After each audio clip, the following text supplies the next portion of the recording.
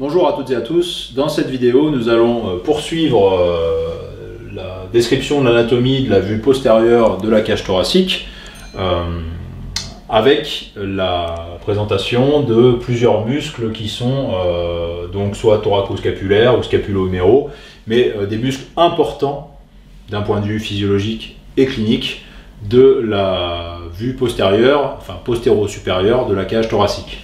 Donc on va commencer tout d'abord par placer les muscles scapulo-huméraux principaux en vue postérieure, à commencer par le muscle supraépineux qui s'insère donc dans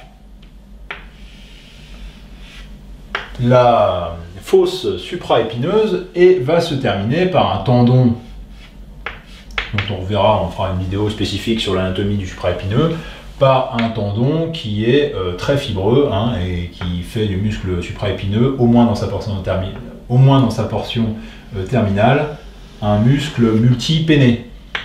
Voilà, on peut représenter ici le muscle en question sur son trajet et sa terminaison qui se fait sur la facette supérieure du troquin, ici. Voilà.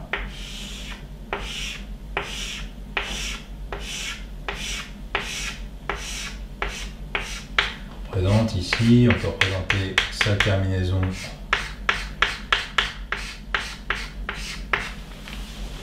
très tendineuse d'une autre couleur. Bon, on a déjà utilisé pas mal le blanc, mais bon.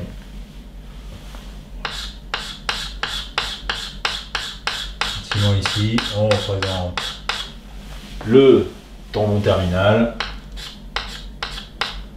du supraépineux. De la même façon, on va représenter maintenant le muscle infraépineux. Donc son insertion d'origine est très étendue par notamment des lames tendineuses qui s'insèrent sur les crêtes osseuses correspondantes de la face postérieure de la scapula.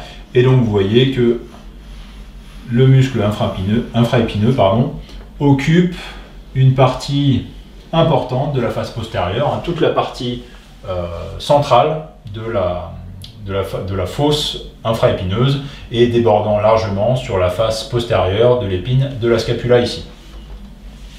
Et va venir se terminer juste en arrière et en dessous de la terminaison de son homologue supraépineux au niveau donc d'une crête, d'une surface articulaire au niveau du trochitaire à sa partie postéro-supérieur. Il est intéressant de sectionner ce muscle et de la même façon, il présente un tendon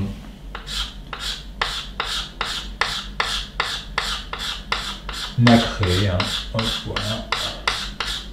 Il se termine par un tendon au niveau donc de la coiffe des rotateurs, ce sont les muscles de la coiffe des rotateurs. Ici, je viens le sectionner.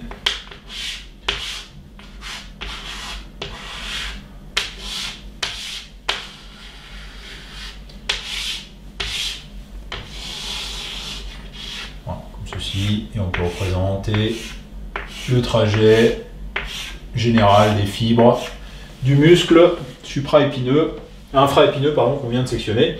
Et ensuite, autre muscle de la coiffe des rotateurs, le muscle petit rond, qui s'insère lui donc au niveau de la zone latérale de la face postérieure de la scapula, et il va se terminer comme ces deux homologues précédents. Lui, on le représente sur tout son trajet. Voilà. Et pareillement, il présente à décrire un tendon terminal qu'on va représenter en blanc ici.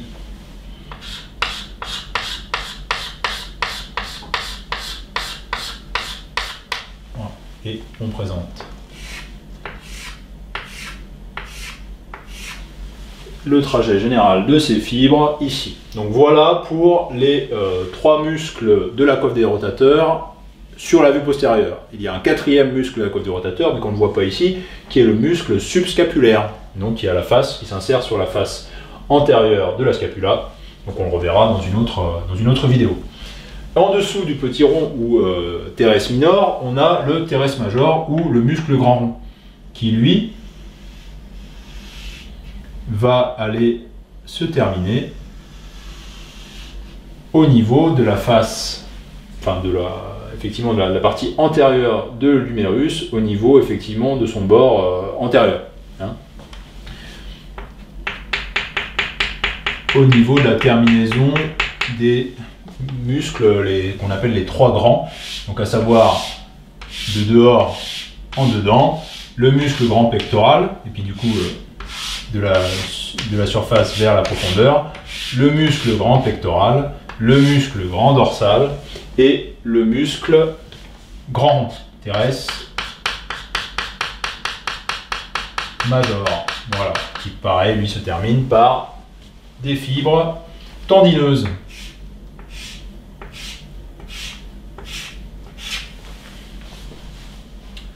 Voilà pour certaines insertions. On continue avec, ici on va avoir une insertion inconstante pour le muscle grand dorsal.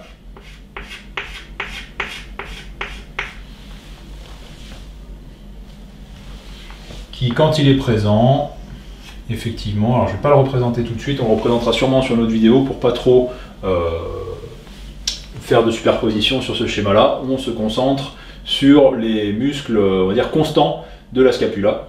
Donc ici, on a les muscles scapulo-huméraux principaux, à savoir bien sûr qu'il faudra rajouter le deltoïde à cette vue-là. Et maintenant, on va s'intéresser plus aux muscles qui sont donc thoraco-scapulaires. Et sur cette vue-là, on va s'intéresser aux muscles petits et grands rhomboïdes. Hein. Donc effectivement, les muscles petits et grands rhomboïdes, on l'avait vu quand on avait vu l'anatomie de la scapula et ses insertions musculaires. Et bien effectivement, on avait une insertion du petit rhomboïde qui se faisait au niveau du sommet de l'angle obtus du bord médial de la scapula. Et ensuite, effectivement, le grand rhomboïde, ici, lui, occupait, pour sa partie terminale, tout le reste du bord médial, du bord spinal de la scapula. Et ensuite, ce qu'on n'a pas vu, et ce qu'on va voir maintenant, ce sont ses origines.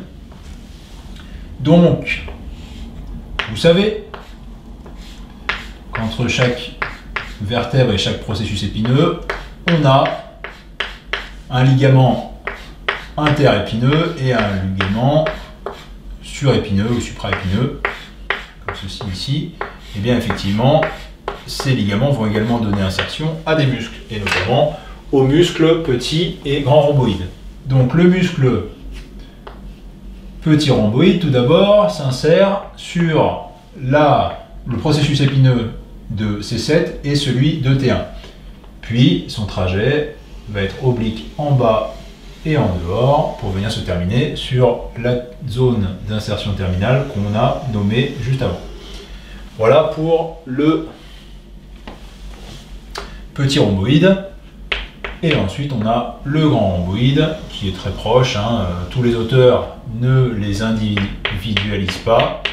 Et ensuite on va avoir effectivement ce muscle ce grand rhomboïde qui va être situé, ces insertions vont se situer jusqu'au processus épineux de T4. Comme ceci, voilà. Et voilà pour les muscles rhomboïdes. On va effacer ici ce qu'ils viennent de recouvrir. Bien sûr, là je vous montre juste des muscles qui sont, on va dire, les plus superficiels du dos. C'est-à-dire que là, ils viennent de recouvrir un ensemble de muscles sur les muscles érecteurs du rachis, qu'on n'a pas représenté dans cette vidéo, mais que je ne manquerai pas de représenter dans une vidéo future.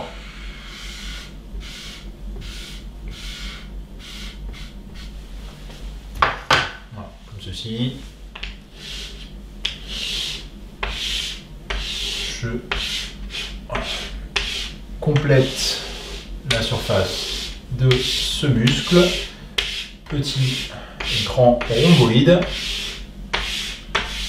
Ici, on peut indiquer leur trajet général.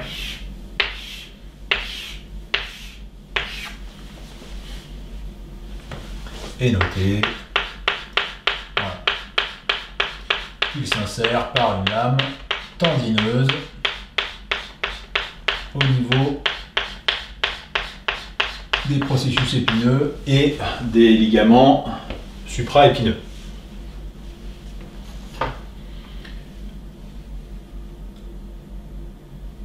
Voilà pour les premiers muscles qu'on pouvait représenter sur cette vue-là.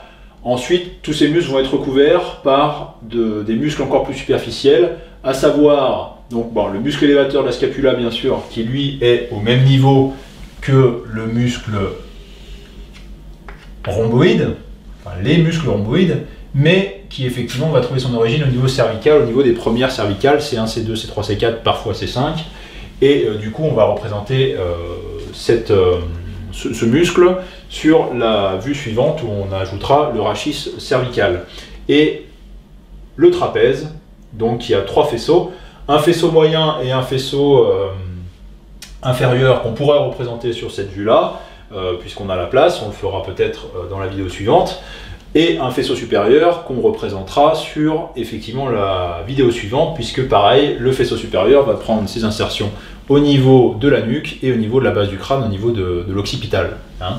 Et ensuite, on pourra représenter également le muscle deltoïde pour venir un petit peu compléter cette description des muscles de la face postérieure du dos, de la cage thoracique. Voilà, je vous remercie de votre attention. Au revoir.